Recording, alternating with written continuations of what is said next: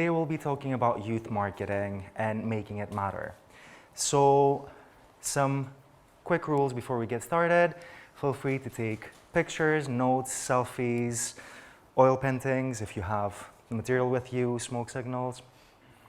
Actually, not smoke signals. I can see people panicking at the back. So just, the notes. Feel free to connect with me on LinkedIn or Twitter. Tweet about today as well. Why not? Let's be friends. So, who is this strange Greek man with a beard in front of you? So, I'm the marketing director for Scape. I'm going to talk about Scape in a minute. I am focused on Millennial and Gen Z marketing. I have been doing for the past 10 years. And also, I am obsessed with donuts. Just a self-confession. You will hear me talking about food intermittently. About donuts, donut time, please try it. If you're in London, really, really good. Great vegan range as well. Just putting it, I'm not sponsored by them, I really am not. I've tried, but they're actually really good, so give them a go. So, who is Scape? We have 13 locations across the world, so we're in UK, Ireland, Australia. We're opening now in the States with a very big expansion plan, and we're very, very excited about it. And we are Gen Z and Millennial champions in practice. And I know I'm standing in a room full of marketers saying that, so I need to prove it. Hopefully, by the end of the presentation, you'll see the proof. We put experience first. We are sheltering and shaping the minds of tomorrow, so we have very engaged and very engaged and a very engaging audience as well. And we have smarter rooms, and we're providing a year that lasts a lifetime. And again, a very, very big claim, so hopefully you'll see how we bring this to life. Before we do that though, let's discuss Generation Y and Generation Z, so Millennials and Gen Z. Are there targets, are there markets, or are they target markets? So we're gonna start with what the public thinks, which the first word that comes to mind is kill. And that sounds very severe, but let me explain. So, millennials are killing cruises and casinos. They're also killing the soap. They are killing drugs, and we're mad about that. I don't know why, but we are. This is a double whammy, and I actually quite like it because it's double shade. They're killing television faster than millennials are killing the music industry, so okay. They're killing the golf industry, which I have to say I'm not very mad about, just putting it out there. They're killing cooking, where I do need to take responsibility for that because I'm one of them. Again, they're killing the Crocs. Is anyone really mad about it? Really? No. I get some no's here, so good. They're killing homeowning, and I love how Market Watch is putting it as it's their choice and not that, prices in London, you have to sell your firstborn just to buy the parking for the house. They're killing the 9 to 5. They're killing running, which again I have to take responsibility for.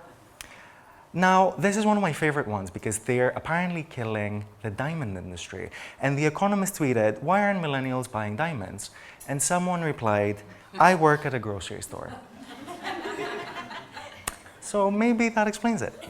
And now we're going to romance. So they are killing the dinner date. They're also killing sex. And of course, they're killing marriage. But the biggest threat is the sacred institution of divorce. So millennials are also killing divorce. How dare they? And last but not least, they are killing traditional death. So, seriously, what can you do with them? The second thing that comes to mind is entitled. So the entitled millennial is one of the first Google results that you'll get. And also they are the butt of a lot of jokes. And I haven't included an example because I am an entitled millennial that doesn't have a sense of humor. So, what they think. They feel misunderstood. They feel that this is a situation that was created before them and now they have to deal with it. They also feel that they're between a rock and a hard place. So Again, people are complaining about home owning, but how can they actually own a home when it's so difficult to actually get on the property ladder? And the good thing is that they have a very good sense of humor. So if you have read any BuzzFeed articles about them, they have a very, very funny take on how people are perceiving them. So what some brands think, and I'm sure a lot of you have heard some of these points. What do millennials want? Can you make it Gen Z friendly? Is it viral yet? And you're like, that's not how things work. The other one is putting emojis and hashtag YOLO, hashtag likes for likes, hashtag JK, and you're like, no. And this is an example, it's an actual example from Microsoft, where this is a recruiter that's emailing interns, and I think some of my favorite parts are, there will be hella noms, lots of drunks, the best beats, and we're breaking out the Yammer beer pong tables. Hell yes to getting lit on a Monday night. No one speaks like that. Please don't ever speak to any millennial or Gen Z like that. They will cringe to death. The other thing is public relations versus public relationships. And this is something that a lot of people confuse. Gone are the days that we can send a press release and put our story out there and say, well, this is who our brand is. Now we have to have a relationship with our customer. We need to talk to them. And most of the times they dictate what the brand is back to us. It's like a mirror. And the fourth is, Gen Z are not our customers. That's a massive mistake. Please, please, please remember the buying power of Gen Z and remember the influence that Gen Z has in the household. If you have a teenager or a young person going like, we should switch to this, we should go this, we should get this washing liquid. Most likely after 50,000 times, the parents will be like, oh my God, okay, fine, let's get it. And you need to understand how they are affecting purchasing behavior. So you can generalize youth marketing, right? Gen Z and millennials. Trick question? No. Millennials and Gen Z are intrinsically different. And within these groups, they're very, very different. Whenever you read an article that says, the 5 definite steps for Gen Z are these. Gen Z is so diverse, they have so many subgroups. They have common characteristics, which we're going to go in a minute. But they are very individual. So in terms of common characteristics, these would be the key ones. And out of them, what I would advise you to keep in mind is that millennials were digital pioneers. I remember getting the first floppy disk, and I'm like, if now you say to a Gen Z about a floppy disk, they'll think you are saying something really naughty. Whereas, Gen Z have grown up with touchscreens. They are digital natives. The other thing to remember is that there are different expectations in terms of culture, in terms of a collective consciousness. So Gen Z are much more plugged in, and they're expecting their brands to be plugged in as well. What they have in common is this question of, what is this doing for me? And I really want you guys to have that in the front of your mind. And this is actually your first takeaway. We did say 3 takeaways. So this is your first takeaway. What is this doing for me? What is your campaign doing for them? They get about 2,000 ads every day. They come in contact with 2,000 ads every day. What is your ad doing for them? Why do they need to come back to your product? So, rethinking youth marketing. How can you inject value in your marketing? And we just said, what is this doing for me? So rethink your purpose. If you Google selling to millennials, you're going to get 33 million results. If you Google marketing to millennials, you're going to get 53 million results because we know how to market it. And then if you do supporting and championing millennials, you get less than 10 million results.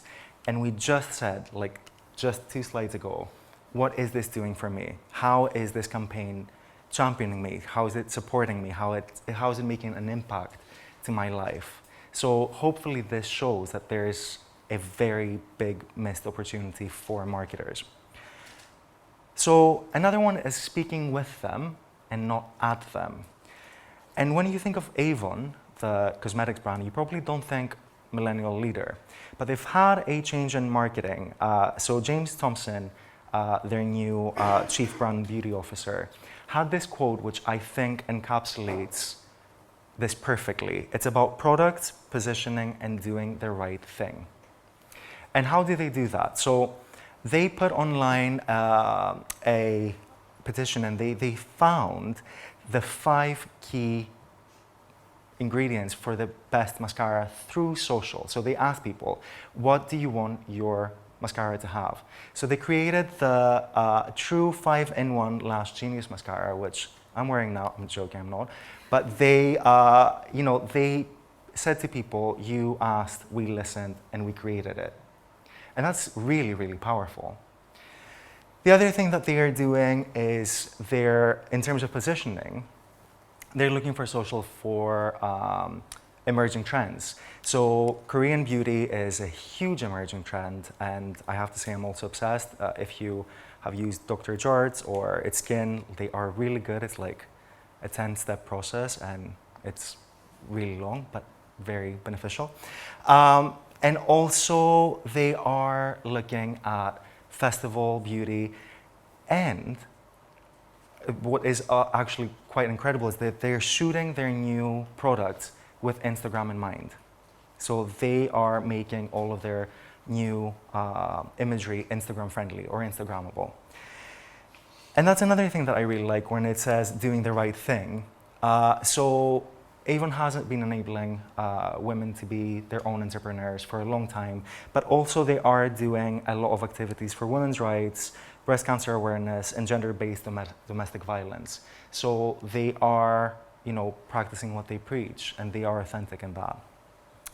So we were just discussing about authenticity. So it's almost impossible for a marketing presentation to not mention authenticity. But you do need to focus on it, because people get really put off when authenticity is not in place.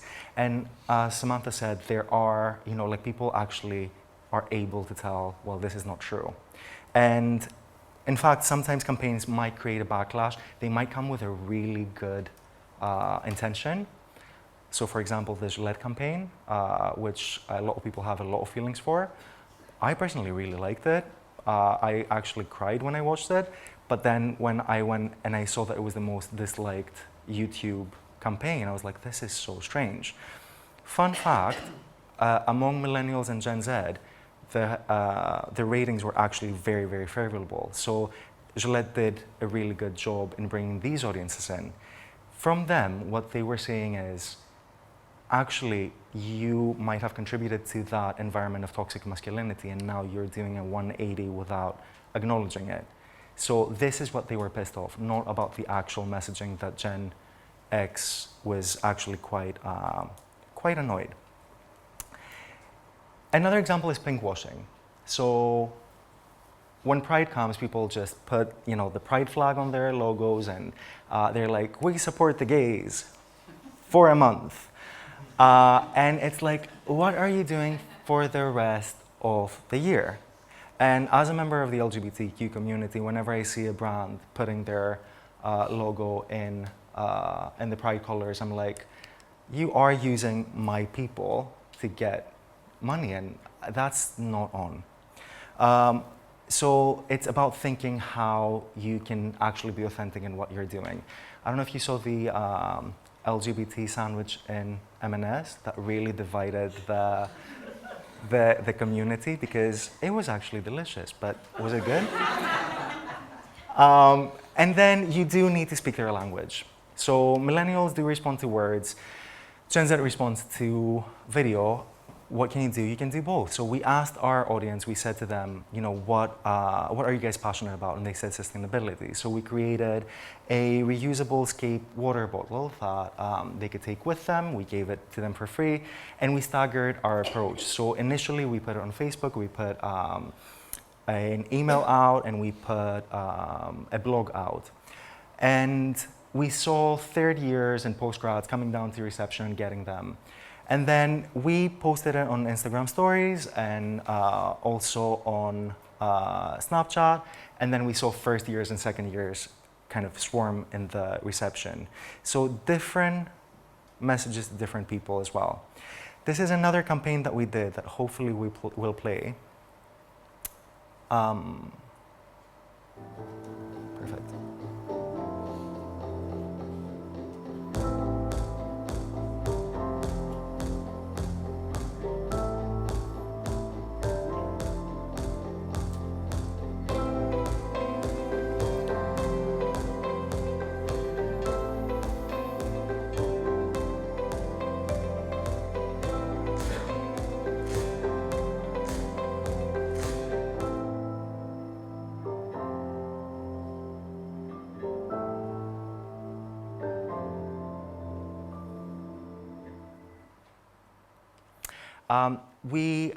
We did a campaign where we interviewed 5 people about their LGBT experiences.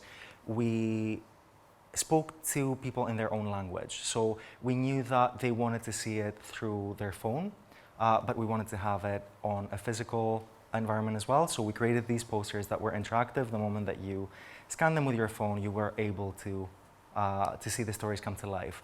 And this is, again, making sure that we speak to them in their language.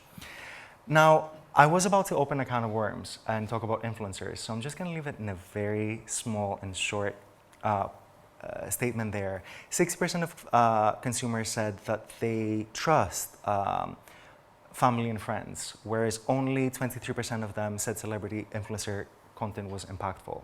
So, again, not another discussion about user-generated content in a marketing presentation. But again, this is really, really important. You know, are you utilizing it in the correct way? Are you using user-generated content in the correct way? And how can you use it creatively? And I'm using ASOS as an example. So from the very generic, taking pictures of people that they have shared wearing your product or using your product, to rethinking it in a creative way.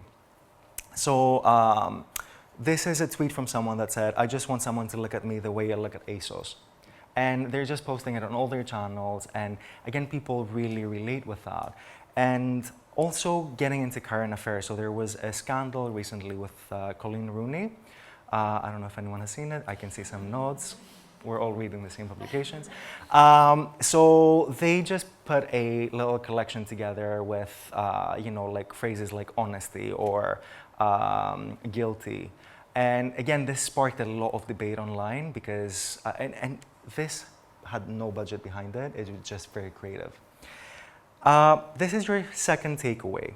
So your content should be one of these 3 things, either informative, instructional, or entertaining. If it's not, why are you putting it out there? Most likely, if it's not, you're probably thinking, well, you know, this showcases our brand, but people don't necessarily want that. Just to clarify the differences between the 3, I told you I'm going to speak about food, so let's pick a food group, pizza. So informative could be the 5 best places to get vegan pizzas in London. Instructional can be the 5 steps to make the best vegan pizza. And an entertaining one could be people try vegan pizza versus dairy pizza. Can they tell the difference? And then, you know, like you have very clear purposes for each one of your videos, but it's, again, it makes a difference. And ask yourself, if you were not being paid to watch this, would you complete the video? So with my team, when we're creating a video and we're watching it, I'm like, if you're not being paid to watch this, would you watch the full minute? And most of the times we're like, no, we need to go back to the drawing board. And also, if this can be video, why is it not? Now, hands up, who thinks that millennials and the younger generation are loyal customers? Oh, wow, okay, 1, 2, good. So, who thinks they are disloyal? Okay, we have a lot of people that are on the fence.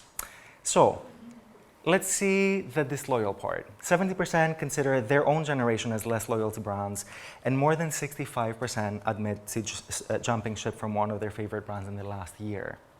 I don't know if you've ever been in a store where you take your phone out and you just Google a product and you find it like cheaper and you just go like, okay, I'm gonna go now. That is the upside of technology. Are they loyal? 86% of them join a loyalty program, 80% of them actively participate in rewards programs, and 66% of them had joined a program within the past year versus 55% of the general population. So if we are asking, are they loyal? They are, but not in the traditional sense of loyalty. We think, you know, like someone's parents have shopped in John Lewis for the last 50 years and they don't go anywhere else. That doesn't exist anymore. Brands need to give reasons to younger people to stay loyal. And we need to rethink what loyalty means. And then don't forget your roots. There's a thin line between being cool and being annoying. So again, using video clips, responding to questions, it's good, but strangely, making fun of competitors and making fun of customers, not so much. And you will see brands that are actually doing that really well. Burger King and McDonald's are great examples of that, but it's one brand out of so many. The other thing is online is not the only channel you should be paying attention to. A lot of people are not online, and a lot of people are not on social media. Even the younger generation is doing the IRL in real life, kind of detaching from social media. So don't forget the importance of offline activations as well. And what? So brand actions on social that prompt people to purchase. Being responsive is still number one. You know, offering promotions, providing educational content, sharing interesting visuals, they are all the most important ones. But people will go to their marketing and be like, okay, we need to be funny. But you haven't responded to the customer for like 5 days? No. Like, cover your basics first and then go towards something more. The bonus point that I would say is show me your friends and I'll tell you who you are. And for example, at Scape, we think we're cool. And when we tell our students that we're cool, they're like, okay. But when you bring in partnerships, and you know, for example, for us, we work with WeWork, Uber, How to Academy, Xbox, Neat Nutrition, quite a lot of cool brands. Our customers see them and they're like, oh, they're cool, so you guys must be cool too. The other thing that we're doing is we are talking to local businesses that are not as big as the other ones. And we're introducing them when, you know, imagine coming to a brand new city and you don't know, you know, where to go and eat. We're introducing them to selected locations around their neighborhood that we say, well, you know what, they do the best bao buns there, and you need to go. I should stop talking about food that much, sorry. But you know, like, we're giving them a guide on how to better spend their time in London with us, and we're helping them actually to create a year that lasts a lifetime. So my takeaway number 3 is that I would love for you guys to turn around when this is over to the person next to you and be like, oh my God, George was amazing. What do you do? And just start making these connections. You know, like these events, the Inspired event is actually one of the best events to make these connections because you have some of the best brands. For us, we have made so many connections through these events that we have introduced to our students. So don't forget the power of partnerships. And I think that's everything from me. If you have any questions, comments, or compliments, feel free to ask now. Alternatively, feel free to connect with me on LinkedIn as well. Thank you.